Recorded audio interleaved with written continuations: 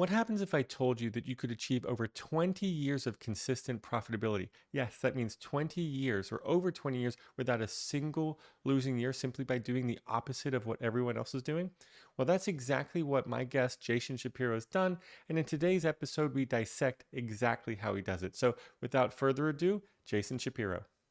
Hey, Jason, thanks for joining today. I just wanted to see if you could start by giving us some background on your trading career and how you got into, this crazy trading game. Yeah, so I think I got into it in a very similar way that a lot of people got into it.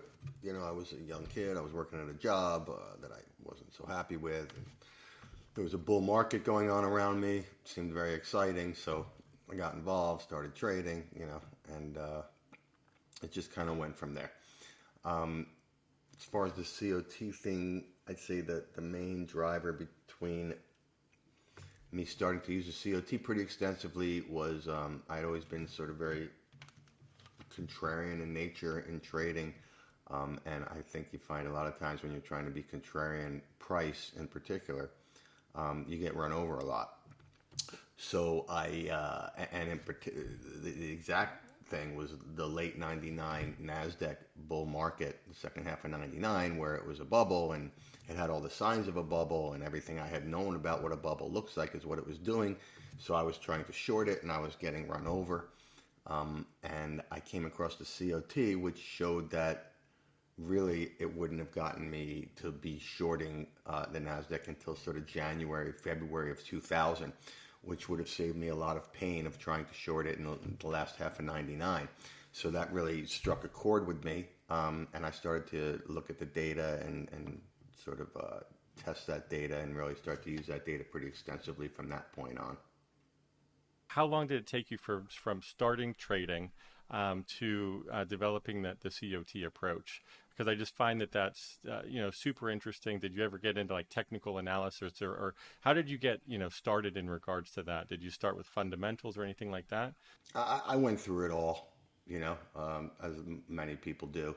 At first, like I say, it was a bull market. I was just going along for the ride, and then I didn't know when the ride was going to end, and it ended, and I lost the money, and then it was a bear market, so I was shorting and going along for that ride, and I didn't know when the bear market was going to end, so whatever I had made there, I'd give them back. And so then I kind of went through the whole process of,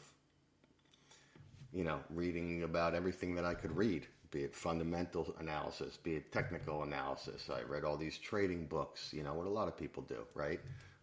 Trading psychology books and this and that, and all of that kind of stuff, which helped, but didn't get me to really where I wanted to be, but it definitely helped. But what helped a lot was through the trading books and the psychology of trading books.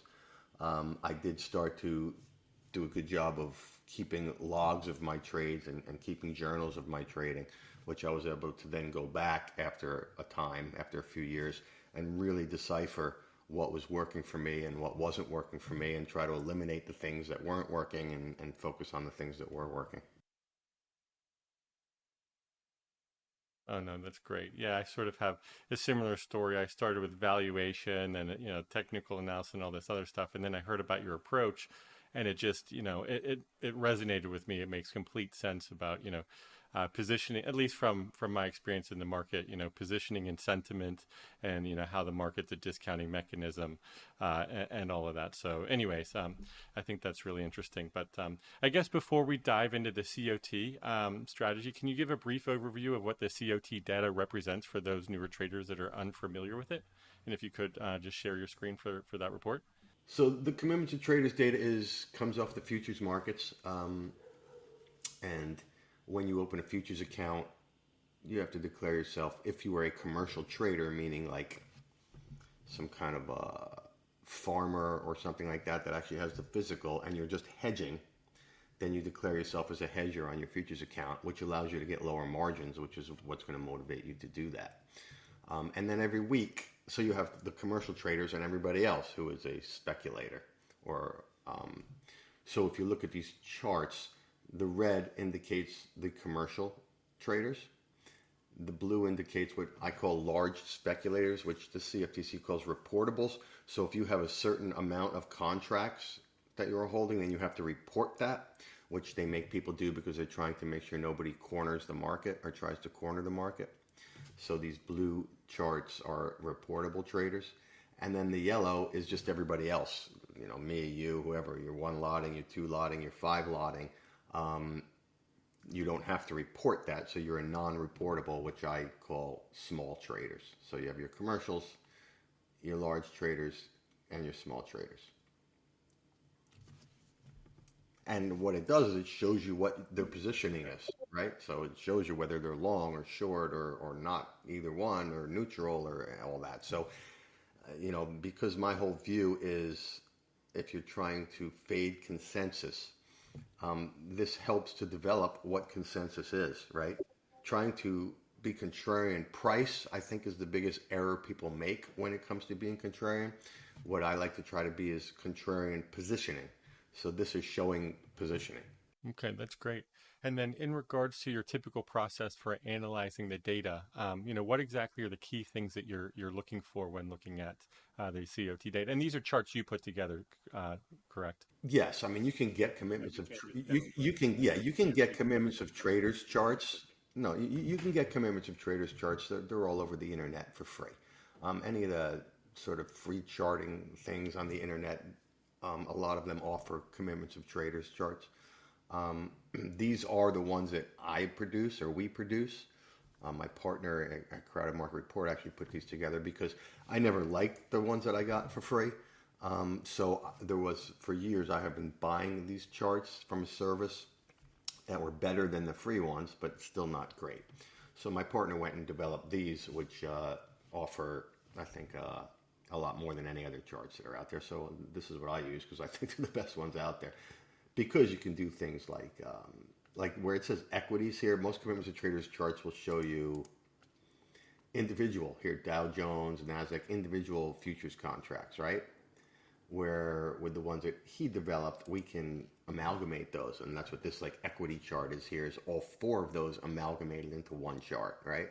And you can also start to fool around with the dates. Like this one goes back to here, but you can go on here and change it so it goes back further or whatever. So that's why I use these, because I think they're good. But you can get it anywhere, and you can download the data for free. If you want to make your own charts, you download the data off the CFTC website every week. I saw on one of the individual charts there was a line. Yeah, I think that's just an open interest line. That's just the total open interest in the contract. Okay. And then do you use that in your analysis also with the I open don't, interest? but it's just on there because, I don't know, people like to see open interest, so you put it on there. Okay. And then I guess what are some of the common pitfalls you see for newer traders? Any advice for avoiding those early mistakes? I sigh because, yes, there are common pitfalls, but are you going to avoid them? I've become a big believer that the only way to really learn them is to make them, right? It's almost like to make money doing this, you have to lose money doing this, so that, because you're not going to believe the things that I say, and you're not going to believe, just like you don't believe what your dad tells you, and you find out 40 years later he was giving you good advice. But I think the main broad thing that people run into is they are trying to outthink the market, and I don't think that's a profitable thing to try and do over time, because you're not going to outthink the market. You're trying to outthink the amalgamation of millions and millions of people. And I just don't think that that's possible, right? And it happens sometimes. You say, oh, well, I think that stocks are going to go up. And then they do. And then you're like, oh, see, I knew it, right? And so now you think that you actually know what the markets are going to do, and therefore you get into the trap of, well, I think the market's going to go up, and last time I thought it was going to go up, it did, so this time it's not going up. So, but I'm going to keep it because I was right last time, so eventually I'm going to be right this time. And that's kind of what kills you with all this, right? Which really comes down to what I think is the single most important thing in all this, which is risk management. Know when you're wrong and get out when you're wrong. Take the loss. No, losing small is great. Losing big is horrible, right? So I think that's the main thing. People are trying to focus on how they're going to predict if the market's going to go up or down. And what they should be focusing on is their risk management, right? You should be able to get whether the market's going to go up or down right 30% of the time and make money, because you should make big on the ones you're right on, and you should lose small on the ones you're wrong on. That's what this game is all about. The other stuff is just not what it's about. I know people want it to be about that, but that's not what it's about. Although we all try to believe that's what it's about when we first get started. I 100% agree. And it's interesting because I do a lot of back testing, and most of the successful traders that I've analyzed actually do have a 30 to 40% win rate in general. And it's all about risk management. Because at the end of the day, I mean, that's the only thing that you can control, right? I mean, I used to try to forecast and predict. And, after, as you said, make all those mistakes, you realize it's probably a lot easier to react than to predict. So that's great. So in regards to risk management, you've stressed the importance of letting winners run, and how do you resist the urge of taking profits early? Do you have a systematic rule or market structure where you sort of take profits, or what's your thought process? I do have a systematic rule for taking profits. I have a systematic rule for entering. I have a systematic rule for taking a loss, and I have a systematic rule for exiting. And that's the only way I know how to stay disciplined. Staying disciplined is extremely hard. Even when you have these systematic rules, it's still extremely hard, right? But you'll find, and again, this is where I say people won't know this until they actually go through it, but you'll find that over time, by following those rules, you will do better than just sort of winging it, and it doesn't mean it has to be necessarily 100% systematic process that you're trading, but you need systematic rules for how you're doing your trades. Like you say, the things you can control: entry, exit, stop levels. These are things you can control. You're not going to control where the market's going, but those are the things you can control. And sizing, which comes into it. Those are the things you can control. To me, those are the things you need to be systematic about and stick to that, which I am. Look, I've been doing this a long time. I run a systematic process. I still mess that up sometimes. Sometimes I get off my discipline, and it very quickly hurts me, so I get right back on it, but you're talking about maybe 1 or 2% of the time where I'll mess up my discipline at this point. I'm still trying to get to 100%, but at least I'm closer now than I used to be.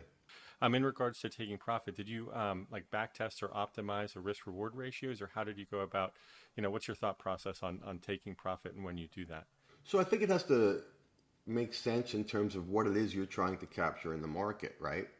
So like for me, I'm trying to pick market turns, and I'm doing that based on, hey, everybody's short here, so I'm going to try to get long.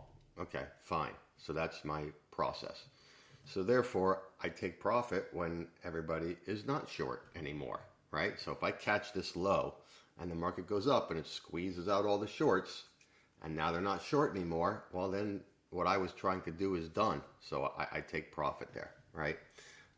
Doesn't mean that that's going to be the high in the market or anything like that. It just means that the edge that I am trying to capture is over. So it all kind of has to make sense within the framework of what you're trying to do. And that makes logical sense too, right? In regards to your stop losses, obviously, if it passes, your stop loss, then you didn't pick the turn. So I think, that completely makes sense.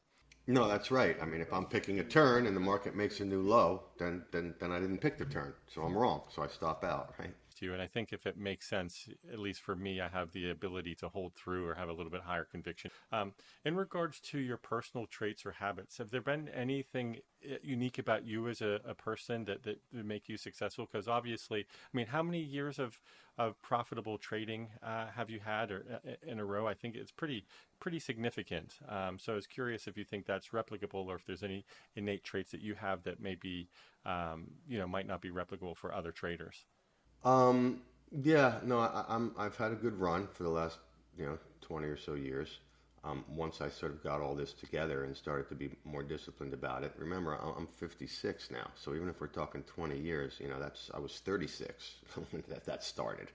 and I was 22 when I started trading, right? Which means the first 14 years were, I'm not going to say a waste of time, because I learned from them, but I didn't get anywhere. You know, up, down, boom, bust, right? Um, is it replicable? I think it's replicable. I don't think that I'm, you know, any different than anybody else. You know, I don't think I have some sort of, you know, born thing to trade or to gamble or whatever. You know, I just was in a position where this is what I wanted to do with my life. And on top of that, didn't necessarily have that much of a choice because I wasn't a very hireable person. I couldn't really get people to give me good jobs. And I didn't really like being broke. So I was sort of forced, you know. They say necessity is the mother of invention, right? So I think it's replicable. Yes, I think people can make money doing this. I think they have to realize it's very, very, very difficult. I think they have to ask themselves, what are they doing that's different than everybody else? Because the vast majority of people will lose money doing this. So if you're doing things that everybody else is doing, then there's a very high probability that you're going to lose money doing this. So you have to ask yourself, what are you doing that's different than all these people that are not making money over time? That's my thought on that. Yeah, no, that's great. And it's that 14 years, well, obviously 14 plus 20. I can tell that you have, tremendous amount of market knowledge. I've watched quite a few of your interviews. One of my favorites that says, your style succinctly is that, 95% of traders are wrong and all you need to do is figure out what they're doing and do the opposite. And I heard that and I was like, wow, that is like, there's so much in that statement. I think it's great. So, but for those of you listening that expect us to start trading profitably, obviously Jason's a testament to perseverance and persistence in this game and figuring out your own path. So that's great. Yeah, I mean, that gets to the point of that gets to the point of the idea of, I'm trying to predict the market, right? I'm not trying to predict the market, right? I'm trying to capture the fact that 95% of the people will lose. So if I can figure out what those 95% are doing over time, then I can capture what they're losing. I can capture hopefully as profits. That's the basics of it. It's just that simple. I'm not trying to be smart. I'm not trying to make better predictions than anybody else. I'm just trying to make money. And if that makes money, then that's what I want to do. That seems to me the low-hanging fruit there, right? If I could have a guy sit next to me who I know loses money all the time, then I would just have him sit next to me and trade, and I would take the opposite side all day, right? Now, I don't have that, but you have things like the Commitments of Traders reports, and you have things like listening to what people are saying and thinking, and you can develop and there become times when everybody is saying and thinking the same thing. So there can become times when you can start to just do that, and it doesn't work over all the time. People do make money sometimes, and that's where your risk management has to come in. You have to stay alive long enough. I like to say you have to stay alive long enough to get lucky. So, and I think in regards to having that trader sit next to you, I think you got a few that might be able to fill those seats, right? CNBC, yeah. No, there are definitely some people on there that have a tendency to be wrong in an incredible amount of time. Do you ever find yourself disagreeing with the COT data, and do you ever override your signals? I know you're very process oriented, but curious on that. I occasionally will override the signals that I'm getting from the COT. Not necessarily because I disagree with what it's saying, but because there's just some strange things that go on in there. Sometimes because of the historical nature of it. I mean, if you look like at the stock stuff now, for example, okay. So here's the stock stuff, right? This is the S&P positioning right now. You can see this, right? This is the large speculator positioning, okay? So they've been short, basically, this whole time, right? They've been short. But when you're doing this data, you have to turn it into an oscillator, right? So let's say the oscillator is 1 year. Well, then you can see like here, for example, it will tell you that this is the least short that they have been in a year. So the oscillator will be saying that the market therefore is a sell there, right? But I happen to know that because we came from a time when they were so short throughout this period that sure, relative to a year, it doesn't look like they're short anymore. But if you go back further, you can see they clearly get very long. So therefore, in situations like that, I may override. I hope that makes sense.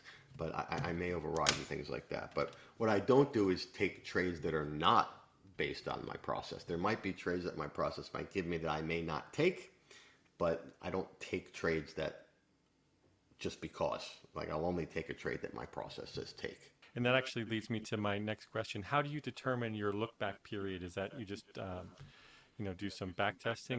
Yeah, that was all done. It was all done by back testing. And it was really not a question of picking the most profitable one. It was more a question of finding where there was good grouping for that, right? And trying to pick that. This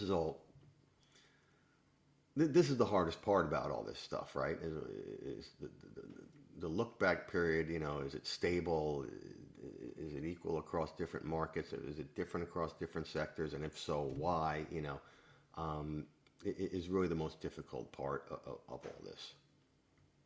And there's different ways to get around that as well. You can pick a few different look back periods, take a short, a medium, and a long, let's say, and do a third of the position on the short look back, a third of the position on the, on the medium, and a third position on the longer one if you want. There's a bunch of different ways to get around that.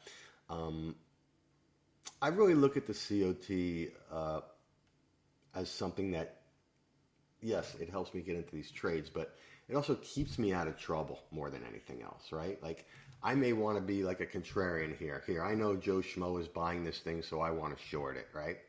But the COT is not saying that it's massively crowded, so I won't do it. That has gotten me in trouble before, right? Trying to be like Mr. Contrarian. Like I say, contrarians have a tendency to get run over, and it's for that reason, right? So this keeps me out of that, those situations. This only puts me in under these certain situations. It keeps me out of doing stupid contrarian trades just for the sake of trying to be a silly contrarian, right? I like to see that in the COT, a lot of people don't like it because they test it and they look at it and they say, oh, it doesn't really give you anything. And I don't think that the COT is necessarily a great predictor of what a market's going to do. It's more like a risk manager. It keeps you out of trouble, right? Rather than does a great job of predicting, right? It puts you into high risk reward situations, but that doesn't mean that they work all the time. They clearly don't, right? And my trading shows that. Like you were saying, 30 to 40% is right where I'm at on profitable trades. But my payouts are, 4 to 1. So that's really what I'm trying to do here. Lose one, make 4, lose one, make 4, and let time tick by like that. And that's how I, to this point, have been profitable over time. In regards to, news failure, can you kind of briefly touch on that for, what you're looking for? Right. So again, because the COT is not perfect data, I'm not just going to be, let's say, shorting something because the COT is saying everybody's long. I'm looking to short it because the COT says everybody's long. But, they can be long and the market can go up more and they can get longer. Like, you know what I mean? Where's the limit? There is no limit until every single human being has every dollar that they have in one thing. There's no limit, right? And obviously that's never going to happen. So where do you decide when to put the trade on? And for me, and I think this is important for any trading process, is the market has to confirm it before I will put it on. So what does that mean for me? The market has to confirm it. Well, I want to get short this market.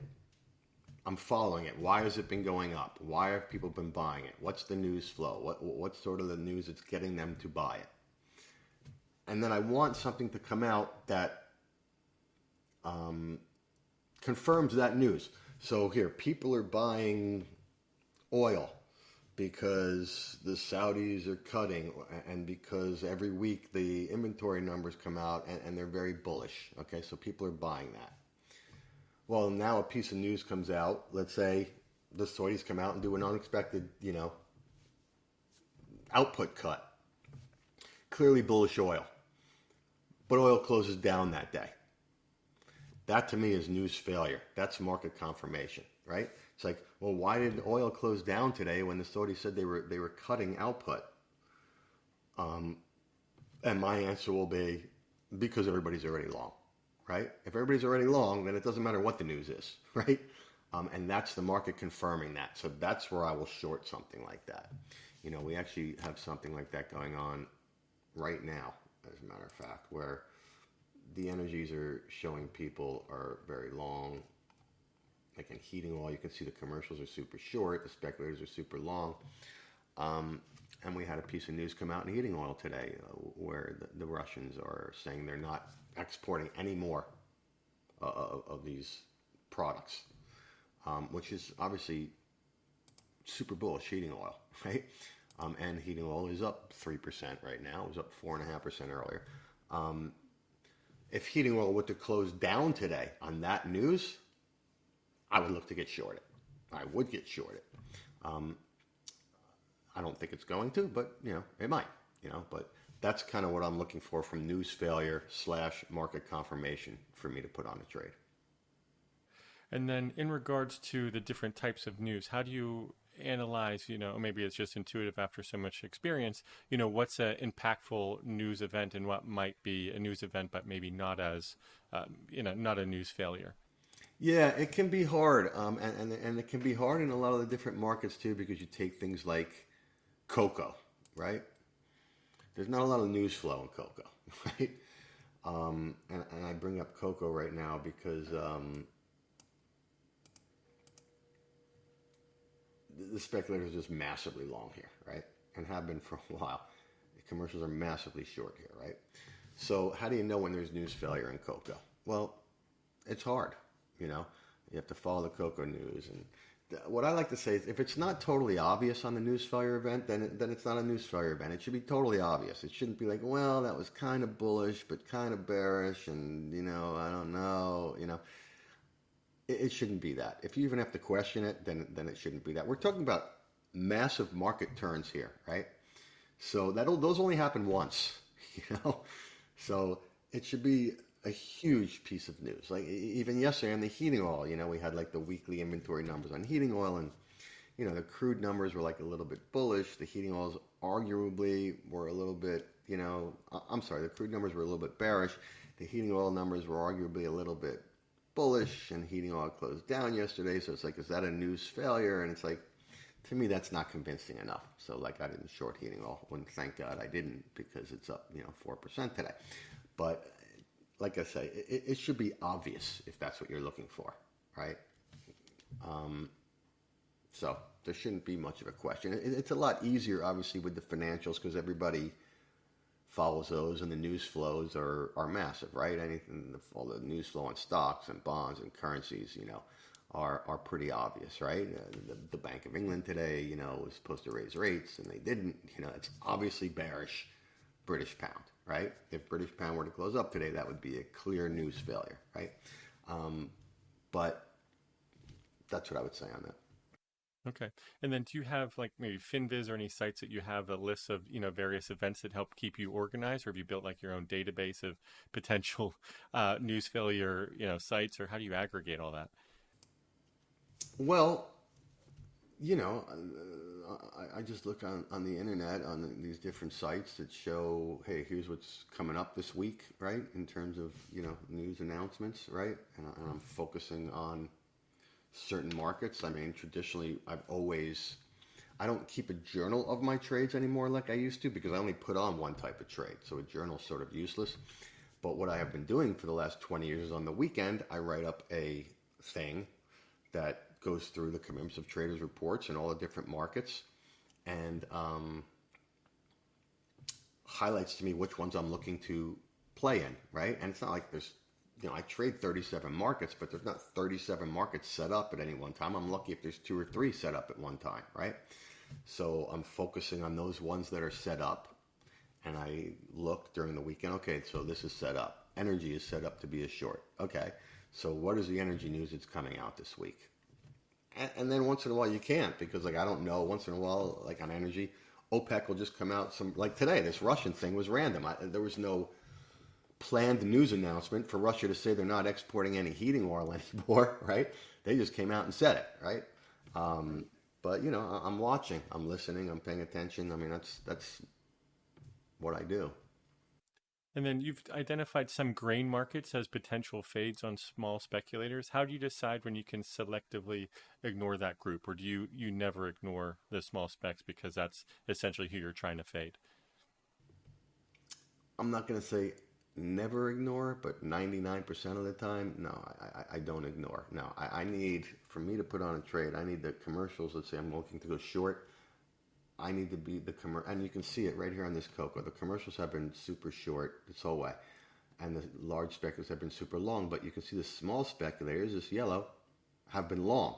So that's kept me from getting short cocoa because the small speculators were not, you know, we're not there, right? So, and I might have said that wrong. They're long, but they're not massively long. So therefore, I can't get short the stuff, right? So until the small specs give up and get massively long and join the large specs as massively long, then I can look to get short. So I don't ignore the small speculators. Once in a while, I may, if there's some kind of other massive event going on. You're talking about a once or twice a year, maybe, event, but 99% of the time I'm sticking to that they all have to be lined up. And I think we're in the same situation for fixed income at this point too, right? So fixed income is the perfect example of that because what you've had in fixed income is massive shorting by large specs, right? Which would make you think, oh, I want to get long fixed income, right? Massive longs by commercials. I want to get long fixed income. But you can see the small specs have stayed long the whole way, which has kept me from getting long fixed income at all. Now, having dug into this a little bit further, because these numbers in this fixed income short by these large speculators are the largest they have ever been. But it's because there's this basis trade going on by these hedge funds, right? Where they're buying the cash, and I don't know, I'm not an expert on it, but somehow they're borrowing on the repo market, buying bonds and shorting the futures, and they're making some kind of arb there. So therefore it's showing them massively short. But again, the small speculators have kept me out of this. If you look at that yellow line right there, the 5-year notes, small speculators, this is the longest they've been in this entire chart, right? Which is about a year and a half, right? So that's kept me out of wanting to be long fixed income at all. And then in some of your reports, I know that you've often pair trades. Not often, but once in a while, I will get to a point. You know, in the last few months, this data has really gone very neutral across the board. And not coincidentally, you've seen markets go nowhere. There's no crowding. So for me, there's no edge, you know, and therefore markets are just kind of swinging, right? So when something like that happens, and you know, this comes a little bit from experience, I have to say, but I can kind of smell that this is what's going on. So I don't really want to have big one-sided events.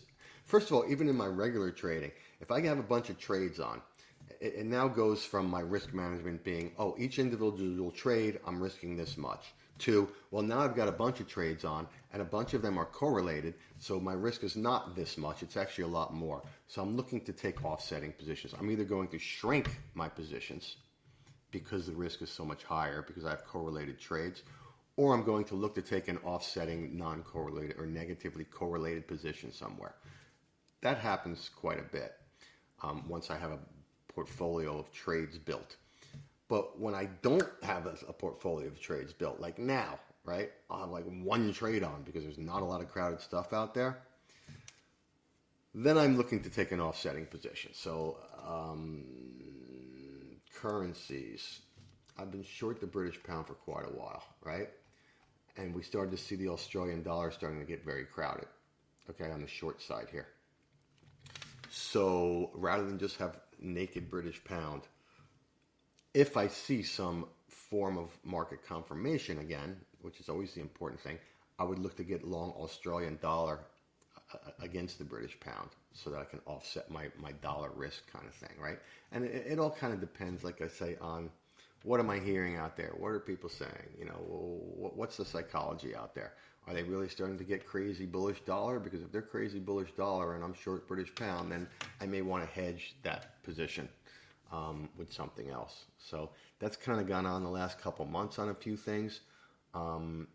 It went on, which really saved me, quite frankly. But like here, heating oil was getting, again, we have the benefit of seeing these last 2 weeks. But if we didn't and we were just looking here, we would have said heating oil was ready to short. So I was getting short heating oil, but crude oil was not. So I sort of shorted heating oil and I took a long in crude oil against it just to hedge that position, which thank God I did, because heating oil kept going up and I would have lost quite a bit of money. And because I had done that, I really didn't lose very much money at all. So again, lucky, I don't know, maybe, but they're just calls for a time sometimes, based on the fact that I've been doing this over 20 years with this data, so I can kind of get a feel for it. That you want to have maybe a hedged situation going on. No, that's great. Okay, now time for a few of the questions from the Twitter audience. One from @Pang. Why don't you trade Bitcoin? And do you hold any as a long-term investment? Why don't I trade Bitcoin? It just, I've been trading these 37 markets that I trade now for over 20 years. Bitcoin doesn't have, I use the COT very extensively. Bitcoin doesn't have a big enough history with the futures market where I can come up with the COT levels that would be overbought, oversold to me, right? So therefore I can't trade Bitcoin. I would say that's my answer. Do I hold long-term investments? Sure. I've done a horrible job of that. If I had been, dollar cost averaging into the QQQs for the last, 35 years, I can tell you I'd be, with my retirement money and all that, I would be a much richer man than I am. But like now, the money that I have come in, just goes into 6-month T-bills. I mean, now that we can earn 5% on those a year. And I hate bonds, by the way, but I would never buy a 10-year bond here or a 30-year bond, but, I just kind of roll 6-month T-bills. I don't trade. I do some investing in my retirement account, but like I don't trade futures in my personal account because it creates a whole thing with the regulators where now I have to show them all, and if I'm going to trade futures in my personal account, I'm going to be making the same trades that I make in my client accounts. And that can look very bad to regulators, right? It can look like I'm front running it. You know what I mean? Here, I just bought 2 in my personal account and I just bought, 300 in, for my clients, right? That can look very bad. So that's, it's just not something I want to get to. The regulators come to my place and they audit me and they say, let's see your personal trading. I say, I don't do it. And then the conversation's over. That makes my life a lot easier. No, that's a perfect segue because Torque Futures actually asked, as a CTA, do you run into any regulatory issues, publicly posting your trades? So I don't publicly post my trades, okay? I have a newsletter, which is really what I just talked about. What I have done every weekend for the last 20 years for my stuff has become the newsletter that gets distributed on Crowded Market Report, right? So all it says on there is these are the things that are set up according to the commitments of traders data. And this is the stuff that would kind of need to happen, that could possibly happen for me to put on a trade. Okay? That's all it says on there. And then on my Discord, it follows through. And the people that are on our service or on the Discord say, hey, Jason, what do you think of this? Are you selling it? Are you buying it? And I have told them that I can't do that, right? But at the end of the day, I will say, hey, this is what I bought or sold. And no, there's not a problem. I mean, we've gone through it with the NFA, and before this was even started, I went through all this with the NFA, and the NFA, and they're all about disclosure. So, we have disclosed everything that they told us to disclose, and therefore it's fine. All right, perfect. And then For traders just starting out with the COT, what 1 to 2 key lessons have been most impactful for you over the years, and decades of your experience? I think that people feel guilty once they see a trade work on COT. It's almost like magic, right? And I have found myself guilty of this and have gotten over it. But I see people like on our Discord page starting to feel guilty of this. They start to think that the COT is some kind of magic, and it's not. I'm telling you, it's not. Like I say, it's not a great predictor.